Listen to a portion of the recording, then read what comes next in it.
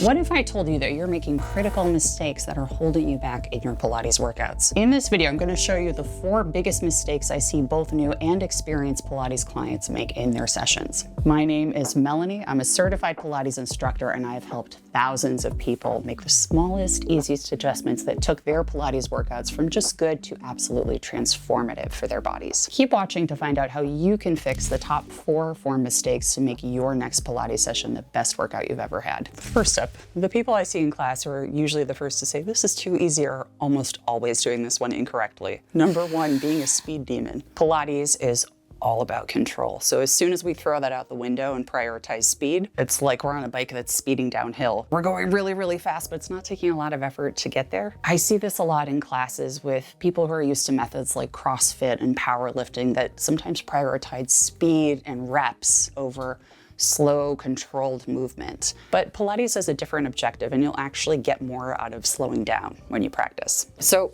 what does it mean to be a speed demon?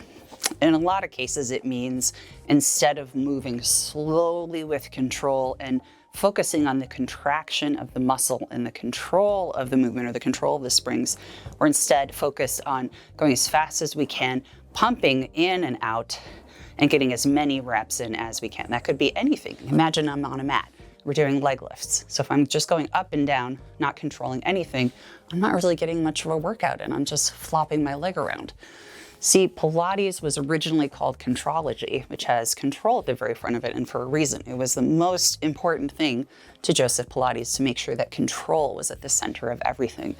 So using the reformer as an example, we really want to zero in on that control on the way out and control on the way in. That could be the same for any mat-based movement where you're lifting a limb and placing it back down.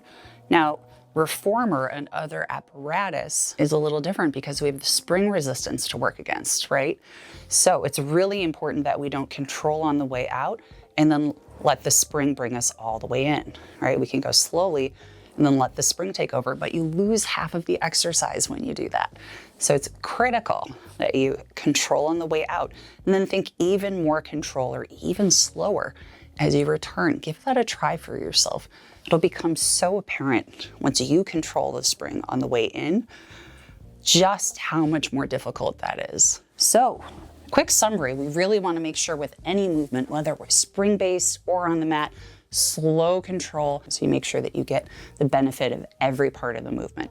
This next one is so common. I usually correct it in about half of my clients that I see in person. So often we think of good posture as being shoulders back, chest up, stomach sucked in, but this is actually totally wrong for most people. Number 2, don't be Flary Potter. I'm talking about rib flare. Now, imagine how it feels when you're in a limbo contest, right? Like pretend there's a big old limbo pole right here.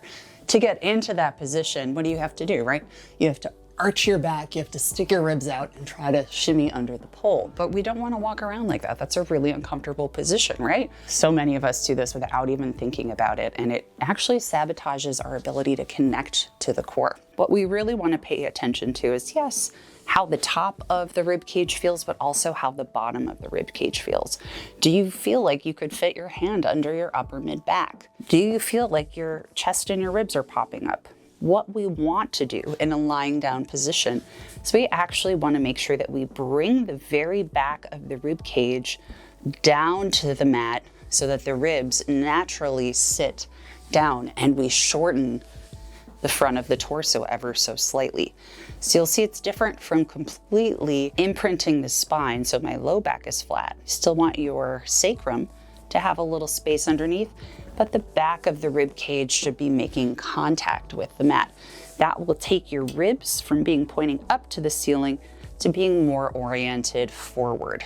Once you find that position, you'll feel a little, or maybe a lot, more activation through the core, and it should give you a lot more ability to stabilize through the torso. A cue I really like that I've been saying a lot, both to people in person and in my videos here on YouTube, is imagine like you have the biggest, cuddliest cat who loves to sit on your ribs when you're doing Pilates. And the weight of this cat, who won't leave you alone while you're exercising, is gonna sit right here, and that's gonna anchor the back of your rib cage down toward the mat without you having to over grip those upper abs. Now, a rib flare when we're upright looks a little bit more like what you imagine like the old-timey picture of good posture would be shoulders back, chest lifted, but you'll see that automatically puts my back into this weird back extension position, right? That doesn't look good. It also doesn't feel very good. I feel very pinched back here.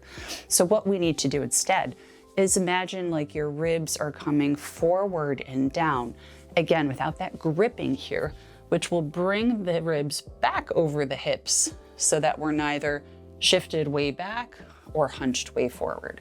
Think instead about a vertical stack from your shoulders, right over your ribs, right over your hips. And again, that shortening of the front line of the waist so that the space between the bottom of your rib cage and your hip bones grows a little bit shorter. To summarize, if you're lying down, think heavy cat on the top of your ribs, bringing the back of that rib cage down to the mat. If you're seated, remember shoulders over ribs over hips, and that space between the bottom of your rib cage and your hip bones pulling together and shortening. Pay attention to the next one because it could actually be dangerous if you're doing this one, and I see people do it all the time. When you think about grip strength, what do you think is the most important finger? The thumb, right? Opposable thumbs? Well, what if I told you that your thumbs are actually the problem for this next one? Number 3, foot bar death grip. Listen, I get it. Sometimes we do moves in Pilates that are so hard that we feel like we need to grip on for dear life. In the case of reformer workouts, sometimes that grip can actually be a major problem. So when you're holding the foot bar, traditionally, we recommend that you wrap all fingers on the top of the bar facing forward like so. The reason that we do this is because if you wrap your thumbs under the bar like a bird's talons, it creates a few different problems. Number 1, your shoulder positioning internally rotates by default. So what does that mean? Instead of having a nice wide collarbone, open posture without arching the back like we just talked about, instead the shoulders rotate inward. If you see that from the side, if I just stand normally with that internal rotation that I get if I were grabbing the bar, you'll see the shoulder comes way forward. Instead, we want to do all of our exercise in a nice neutral posture. So if my hand position sets me up to go like this, it's bad news, right? Why do we want to do that? The answer is we don't. The other thing is on most reformer models, the foot bar cannot be pulled forward or else you go crashing this way. Mine has a lock mechanism, but I'll demonstrate what that looks like. If I have the thumbs wrapped around the bar and I pull, it will send you flying this way, right? It won't necessarily come out, but it will collapse and go this way, which is super dangerous if you're doing big movements, especially standing on the reformer. So don't do it. I know it's tempting, but don't do the death grip. Keep your thumbs wrapped forward and always push on the bar, never pull. So remember, if you're on a reformer, all fingers need to point in the same direction and you must push away from the foot bar, never pull.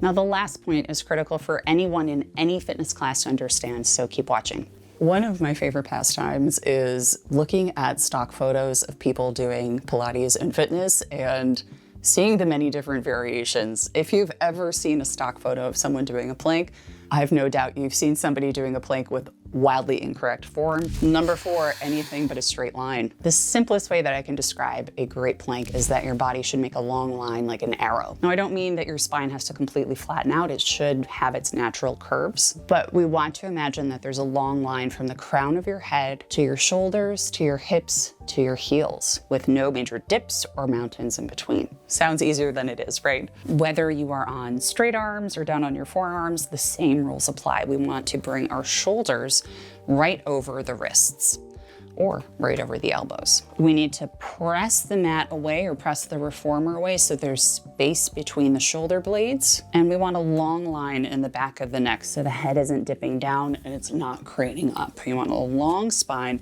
from the crown to your shoulders. Once we have that, we're gonna bring the legs to our plank position. Now, the hips should be not too high, not too low, so we're not peeking up like a mountain, we're not dipping into the low back, we're lifted through the abdominals, and the heels are last, making that diagonal line from your crown to your shoulders, to your hips, down to your heels. So oftentimes we want to lift the hips so that the abs get a break, and sometimes we overshoot and overcorrect and let the pressure go into the low back, sinking here. Now, a really good thing to do is to record yourself while you're doing a plank. I've benefited from seeing myself doing many thousands of hours in my large catalog of Pilates workouts on YouTube. It can be a bit more helpful than a mirror because with a mirror, you always have to crane your neck to see yourself. So you'll get the full picture if you just set your phone up, record yourself for a moment doing a plank, and you'll be able to see what you might need to do to find that diagonal line. So to summarize, you want a long line from the top of your head, the crown, to your shoulders, to your hips, to your heels, and don't be afraid to check your work. I know I still do. Now, what are your burning Pilates questions? Let me know in the comments section down below what else you want me to talk about. And if you'd like some one-on-one time with me to pick my brain about all things Pilates, I'll include information there as well. I'll see you on the next one.